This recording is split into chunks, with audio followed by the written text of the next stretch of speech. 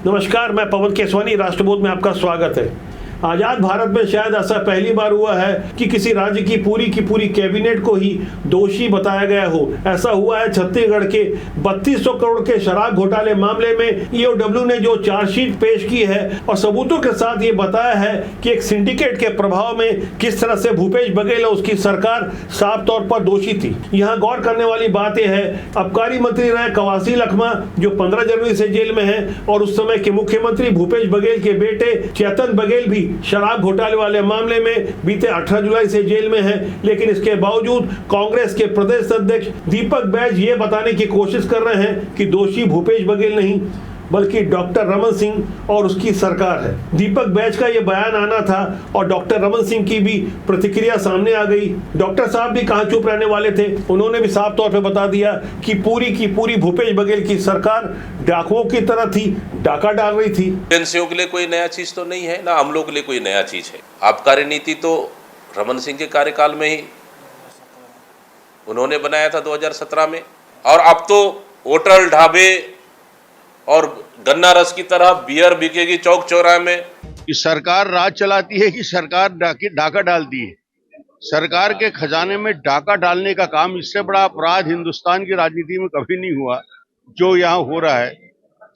वहां पैसा आ रहा है और पैसा दो हिस्से में बंट रहा है प्रामाणिकता के साथ। इससे बड़ी बात क्या हो सकती है? राजनीति क्षेत्र में काम करते हैं हम लोग, बड़ी बड़ी बात करते हैं, मगर खुले किताब की तरह करप्शन करना भी बड़ी हिम्मत की काम है भाई। ऐसे हिम्मत वालों को भी मैं सोचता हूं कि अद्भुत लोग हैं। डॉक्टर रमन सिंह वैसे तो एक संवैधानिक पद में हैं, राजनीतिक बयान कम ही देते हैं, लेकिन जब उनकी सरकार की बात आती है तो 15 साल मुख्यमंत्री रहे डॉक्टर रमन सिंह भी किसी मंजे हुए पॉलिटिशियन की तरह अपनी और अपनी पार्टी की स्थिति स्पष्ट करने से पीछे नहीं हटते। वैसे डॉक्टर साहब के इस बयान से पहले हमें उम्मीद थी कि भारतीय जनता पार्टी के किसी प्रवक्ता का इस विषय पे तीखा बयान आता, लेकिन डॉक्टर साहब ने जो बातें कही उसके बाद भाजपा की ओर से कहने लायक कुछ बच नहीं गया। ऐसे में हमें समझना होगा कि आखिर ईओडब्ल्यू ने आरोप पत्र में ऐसा लिखा क्या है जिसे लेकर राजनीतिक बवाल मचा हुआ है। आर्थिक अपराध शाखा यानी ईओडब्ल्यू ने अपने आरोप पत्र में लिखा है कि भूपेश बघेल की सरकार के समय आबकारी विभाग में जो सिंडिकेट एक्टिव था उसमें प्रशासनिक अधिकारी अनिल टुटेजा, अरुणपति त्रिपाठी, निरंजन दास के साथ अनवर ढेबर शामिल थे। साथ ही विकास अग्रवाल और अरविंद सिंह जैसे लोग भी सिंडिकेट का अहम हिस्सा थे, जिनके नियंत्रण में विभाग के कमीशन का अवैध धंधा चल रहा था। शासकीय शराब दुकानों में ही बिक्री की जा रही शराब की सप्लाई पर प्रति पेटी कमीशन फिक्स था। आरोप पत्र के शुरुआत में जो बातें लिखी गई है, बरसों से वो बातें हर किसी को पता है, लेकिन जो छठवां आरोप पत्र प्रस्तुत किया गया है वो बाकी के आरोप पत्र से इसलिए सबसे ज्यादा चर्चा में है क्योंकि सीधे तौर पर भूपेश बघेल और उसकी कैबिनेट को कटघरे में खड़ा किया गया है। वैसे छत्तीसगढ़ के इस 3200 करोड़ वाले बहुचर्चित शराब घोटाले मामले में एक सामान्य समझ की बात है कि जब सरकार के बड़े बड़े ओहदेदार मुख्यमंत्री तक इसमें शामिल हो तो भला अधिकारी कर्मचारियों की क्या मजाल है जो उनकी नाफरमानी कर दे। इसीलिए 29 आबकारी अधिकारियों को भी दोषी बताया गया, जिसमें एक की तो मौत हो गई, 6 रिटायर्ड हो गए और 22 अधिकारियों को हाल में ही निलंबित किया गया है। इन 28 अधिकारियों में से 10 को सुप्रीम कोर्ट ने जमानत दे दी है, जिनकी याचिका हाई कोर्ट ने पहले खारिज कर दी थी। जमानत से राहत पाने वाले अधिकारी अरविंद कुमार पाटले, जनार्दन सिंह कौरव, विकास कुमार गोस्वामी, नोहर सिंह ठाकुर, इकबाल अहमद खान, अनंत कुमार सिंह, नीतू नोतानी ठाकुर, विजय सेन, दिनकर वासनिक और अनिमेश नेताम को निचली अदालत में जमानत बांड पेश कर जमानत लेने का निर्देश सुप्रीम कोर्ट से मिला है। बाकी बचे हुए 18 अधिकारियों को भी देर सवेरे सुप्रीम कोर्ट से जमानत मिल जाएगी। सुप्रीम कोर्ट ने 10 अक्टूबर को राज्य सरकार से इस मामले में अपना पक्ष प्रस्तुत करने के लिए कहा है। वैसे हाईकोर्ट से इन अधिकारियों की जब जमानत याचिका खारिज हुई थी तब स्पष्ट किया गया था कि इनके विरुद्ध साफ तौर पर सबूत हैं। ये वही अधिकारी हैं जो समानांतर और गलत शराब नीति को बढ़ावा दे रहे थे। साफ तौर पर सरकारी शराब दुकानों के बाहर आहते भी लगाए जा रहे थे, नकली शराब भी बेची जा रही थी, नकली होलोग्राम वाली शराब साफ तौर पर बेची जा रही थी। यानी कुल मिलाकर यहाँ छिपाने लायक कुछ नहीं था। आरोप पत्र में आगे जो बातें लिखी है उससे आगे आपको और भी ज्यादा हैरानी होगी, जिसमें साफ तौर पर लिखा हुआ है भूपेश कैबिनेट ने जानबूझकर जो नई आबकारी नीति केवल शराब के सिंडिकेट से जुड़ी हुई 3 कंपनियों को ठेका दिलवाने के लिए बनाई थी।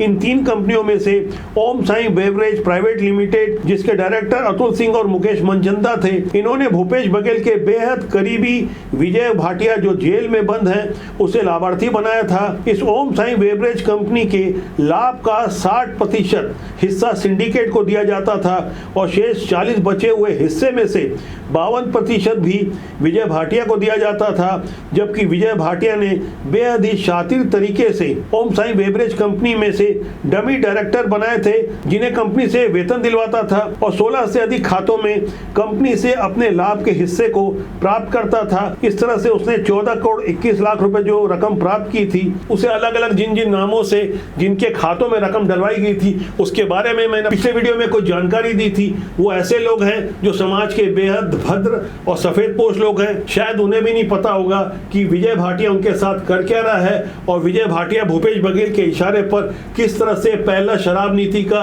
एक अहम किरदार बना हुआ था। ईओडब्ल्यू ने अपनी चार्जशीट में साफ तौर पर बताया है कि जिन 3 कंपनियों को लाइसेंस दिया गया था उसमें से ओम साई बेवरेज के अलावा Next Gen Power Easytech Private Limited भी कंपनी थी, जिसका वास्तविक मालिक संजय मिश्रा था, जो कि था तो चार्टर अकाउंटेंट, लेकिन वो सिंडिकेट के अनवर ढेबर के साथ मिलकर अन्य लोगों को 3200 करोड़ के शराब घोटाले में कमाई हुई अवैध रकम को बैंकिंग चैनल के माध्यम से वैध दिखाने का काम कर रहा था। उसे इन्वेस्टमेंट के तकनीकी सलाहकार के रूप में संजय मिश्रा ही अहम भूमिका निभा रहा था। इसी तरह जो तीसरी कंपनी थी दिशिता वेंचर प्राइवेट लिमिटेड, जो कि विदेशी शराब दुकान के पुराने प्रमोटर आशीष सौरभ केडिया की कंपनी थी, उसे भी लाइसेंस दिया गया था।